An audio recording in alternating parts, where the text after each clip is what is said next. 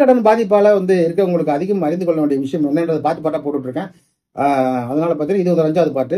இந்த 5வது பாட்டில் பார்த்தீங்கன்னாக்கா போன வாட்டி எதுனா வங்கிகள் கடனால் பாதிப்பு, வங்கி கடனால் பாதிப்பு, அவசியம் கவனம் செலுத்த வேண்டிய முக்கிய அம்சம் என்ன அப்படின்ற தலைப்பு கீழே கொடுத்துருக்கோம். இந்த பாகத்தில் என்ன சொல்ல போறோம்னா, அவசியம் கவனம் செலுத்த வேண்டிய விஷயம்.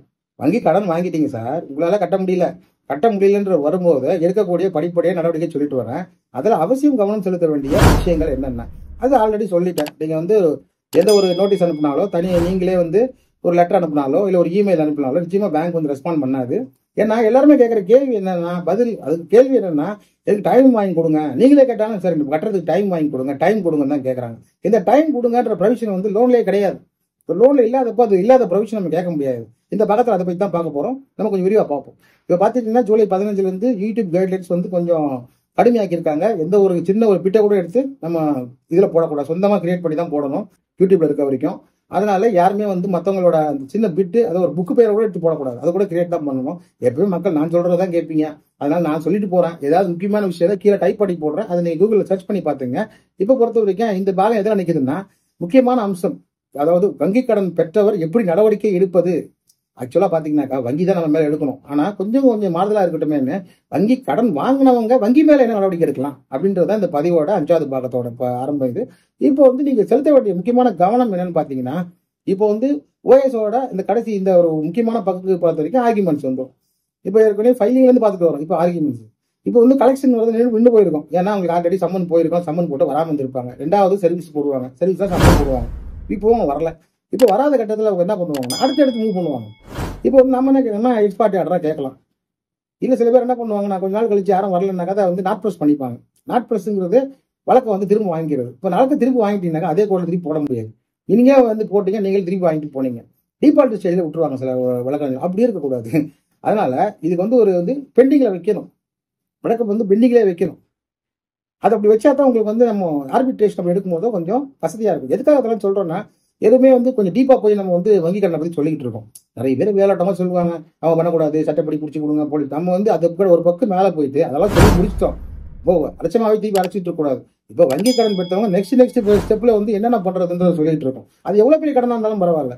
ஈவன் 1 லட்ச ரூபாய் கடன் இருந்து 50 கோடி ரூபாய் கடன் வரைக்கும் ப்ராசஸ் ஒன்று தான், சட்டமே ஒன்று தான். ஒவ்வொரு அமௌண்ட்டுக்கு ஏற்ற மாதிரி சட்டம் மாறுறதில்ல. சட்டம் இன்னைக்கு ஒன்று தான். இன்னும் 200-300 வருஷம் கழிச்சாலும் சிவில் ப்ரொசீஜர் கூட அப்படியே தான் இருக்கும். இந்த சட்டம் இருக்கிற வரைக்கும் நிச்சயமா கடன் வாங்கினவருக்கு ஒரு ஆறுதலான சட்டம் இருக்கு. பாத்தீங்கன்னாக்கா இப்போ வந்து பாத்தீங்கன்னா வங்கி எல்லாம் அந்த சம்மன் கொடுத்த அடுத்த ஸ்டேஜ் நம்ம வந்திருக்கும். இந்த பாகத்தில் சம்மனை பற்றி தான் பார்க்க போறோம்.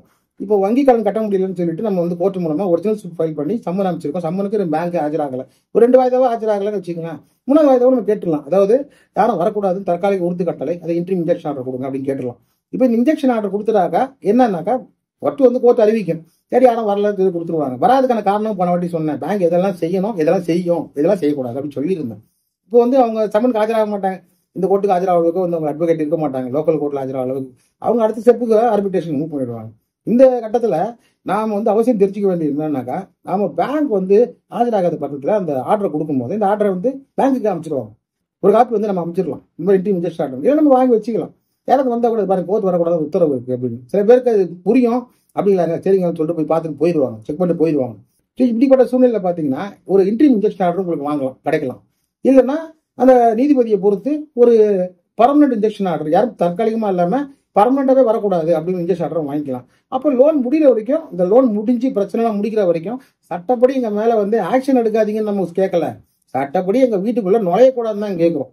இப்போ வந்து பாத்தீங்கன்னா 2 ஜுரிஸ்டிகேஷன்ல சில பேர் சொல்லுவாங்க, சார் நான் கடன் வாங்கின ஒரு இடத்துல இருக்கேன், ஆனா இப்ப இருக்கிறது வேற இடத்துல இருக்கிறேன் அப்படின்னு சொன்னது பாத்தீங்கன்னா நம்ம ஆல்சோ அட் அப்படின்றது போட்டுக்கலாம். ஒரு முகவரி ஒரு நீதிமன்றத்தை அடக்கிட்டு ஆல்சோ அட்டுன்னு ஒரு பிராக்கெட்ல போட்டுக்கலாம் பழைய முகவரிக்கும். ஆனா அந்த முகவரிக்கு சேர்த்து இந்த ஜுரிஸ்டிகேஷன் கொடுக்க முடியாதுதான்.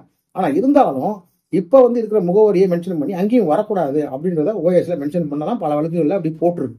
ஏதாவது ஒரு ஜுரிஸ்டிகேஷன், ஏதாவது ஒரு எட்டு எல்லைக்குள்ள அந்த வழக்கை தொடர்ந்துக்கலாம்.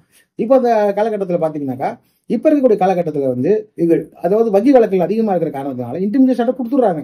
ஆனா அது பிரச்சனை என்னன்னாக்கா, எல்லாத்துக்குமே ஒரு இம்ப்ளாய்டா ஒரு சுப்ரீம் கோர்ட் சமீபத்தில் கொடுத்த ஜட்ஜ்மெண்ட் எல்லாம் பாத்தீங்கன்னா எல்லாமே ஆர்பிட்ரேஷன் சாதகமாகவே கொடுத்துருக்காங்க. ஆர்பிட்ரேஷன் அவார்டு ரொம்ப ஸ்ட்ராங் பண்றாங்க. எல்லாம் ஆர்பிட்ரேஷன் அவார்டு மூலமா தான் நிறைய வந்து வழக்குகள் முடிச்சு வைக்கப்படுது. ஏன்னா இப்போ வந்து வங்கியை விட்டுருங்க, இதை விட நிறைய வந்து கமர்ஷியல் பாயிண்ட்ஸ் இருக்கக்கூடிய அந்த ஆர்பிட்ரேஷன் கிளாஸ்ல அவங்க அதை டீல் பண்ணி கமர்ஷியல் ஆர்பிட்ரேஷன்லாம் முடிக்கிறாங்க, ரொம்ப சக்சஸ்ஃபுல்லா முடிச்சுட்டு வர்றாங்க. ஆர்பிட்ரேஷன் சட்டம் வந்து ரொம்ப நல்ல ஒரு சட்டமா இருக்கு. அது வங்கியில யூஸ் பண்ணாக்கா எப்படி அதை வந்து எதிர்கொள்றதுங்கிறத வந்து நிறைய வந்து நான் பக்கமா சொல்லியிருக்கேன். அதெல்லாம் கொண்டு பின்னாடி போய் பாருங்க, வங்கி கடன் வாங்க ரொம்ப யூஸ்ஃபுல்லா இருக்கும். இந்த அளவுல இந்த பாகத்துல வந்து என்ன சொல்லியிருக்கேன்னா, அந்த சம்மன் போய் ரீச் ஆகணும்னாக்க வரக்கூடிய இன்ட்ரீம் இன்ஜெக்ஷன் ஆர்டர் என்னன்னு சொல்லியிருக்கேன். அதை வந்து நம்ம என்ன செய்யக்கூடாது அதுன்னு போனதுல சொல்லியிருந்தேன். இப்போ அதிகம் கவனம் செலுத்த வேண்டிய முக்கிய அம்சம் இங்கதான். இப்போ நீங்க வந்து இதை வச்சு எப்படி அடுத்த ஸ்டெப்புக்கு மூவ் பண்றீங்க அப்படிங்கிறது தான் இந்த பதிவில் நம்ம தான் சொன்னது. இந்த ஆர்டர் வந்துருச்சுன்னாக்கா இது ஒரு பர்மனன்ட் சொல்யூஷன் ஆர்டர் கிடையாது. இது வந்து தற்காலிகமா யாரும் வரக்கூடாதுன்னு அப்படிதான் நீங்க வாங்கியிருக்கீங்க ஒழிய இதை வந்து யாருமே வந்து லோனை கட்டவே, அதாவது கட்டக்கூடாது அப்படின்னு வலியுறுத்தல. அதே போல கட்டக்கூடாது நீதிமன்றமா அறிவிக்கல. நான் சொல்றது கரெக்டா புரிஞ்சுக்கணும். நீதிமன்றமே அறிவிக்கல கட்டக்கூடாது, யாரும் வரக்கூடாதுன்னு தான். ஸோ இந்த ஓஎஸ் பொறுத்த வரைக்கும் இந்த அளவுல இருக்கக்கூடிய முக்கியமான விஷயம் என்னன்னா, இந்த டேர்ம்ஸ் அண்ட் கண்டிஷன்ஸை பத்தி சொல்லியிருக்கோம். அதுக்கப்புறம் வந்து 3ஆம் 4ஆம் பாகம் முடியுது, வரக்கூடிய இன்னும் 2 பாகத்தில் முடிஞ்சிடும். என்ன இது என்ன மெயின், இப்போ வந்து பல பாகங்களை பார்க்காதவங்களுக்கு சொல்லிடுறேன். அதாவது வங்கி கடன் வாங்கி கட்ட முடியாதவங்க சந்தர்ப்பம் கேட்கறவங்க, டைம் கேட்கறவங்க, அவங்களுக்கு உண்டான பதிவு இது. வங்கி கடன் வாங்காதவங்க இந்த பதிவை தவிர்த்துருங்க, அது உங்களுக்கான சேனல் இல்லைன்னு நான் முன்னாடியே சொல்லிட்டேன். அதனால இது பாத்தீங்கன்னா ஃபர்ஸ்ட்ல இருந்து, அதாவது முதல் பாகத்துல இருந்து பாத்தீங்கன்னா கலெக்ஷன் ஏஜென்ட்ல எப்போ முதல் மாசம் டிஃபால்ட் ஆரம்பிச்சு டெலிகாலிங் ஆரம்பிச்சு கலெக்ஷன் ஏஜென்ட், அதுக்கப்புறம் வங்கிக்கு அனுப்புற நோட்டீஸ், அப்புறம் பாத்தீங்கன்னா கோர்ட்ல ஃபைலிங் பண்ணதுக்கு அப்புறம் என்ன நடக்கும், அப்புறமா சம்மன் அனுப்புறது, சம்மன் ஆஜராகாது. இப்போ இந்த பாகத்துல சம்மன் ஆஜராகிறதுனால தரக்கூடிய எக்ஸ்பார்ட்டி ஆர்டர் அல்லது அந்த எக்ஸ்பார்ட்டி ஆர்டர்ல இன்ஜெக்ஷன் ஆர்டர், அப்படி இல்லைன்னா பர்மனன்ட் இன்ஜெக்ஷன் ஆர்டர்ல வந்து சூட் ஃபார் இன்ஜெக்ஷன், இதெல்லாம் ஒண்ணுமே இல்லைங்க. பணத்தை கட்ட முடியல, அதுக்காக கோர்ட்டுக்கு போறதுதான். அது ஸ்ட்ரைட்டா ரைட் எல்லாம் கேட்க முடியாது, டைம் கேட்கறது வார்த்தையை விடுங்க, இது இப்படிதான் கேட்கணும் கோர்ட்ல. ஆக இந்த பதிவை பொறுத்த வரைக்கும் இந்த அளவுக்கு நன்றி. அடுத்த பகுதியை பாருங்க. அந்த அடுத்த பகுதியில் வந்து இந்த பாட்டை சொல்றது வந்து பாத்தீங்கன்னா இந்த ஓஎஸ் போடுறதுனால வர எண்டிங் என்ன நடக்கும், அதாவது கடைசியா வந்து உங்களுக்கு என்ன நிவாரணம் நீதிமன்றத்து மூலம் கிடைக்கும், வங்கியர்கள் வந்து உங்களை கடைசி வரைக்கும் டிஸ்டர்ப் பண்ணாம இருப்பாங்களா அப்படின்றது பதில் அடுத்த பாகத்தா இருக்கு. அடுத்த பாகம் 6ஆம் பாகத்தை தவறாதீங்க. இது வரைக்கும் இந்த பாகத்துக்கு கொடுத்த ஆதரவுக்கு ரொம்ப நன்றி. வணக்கம்.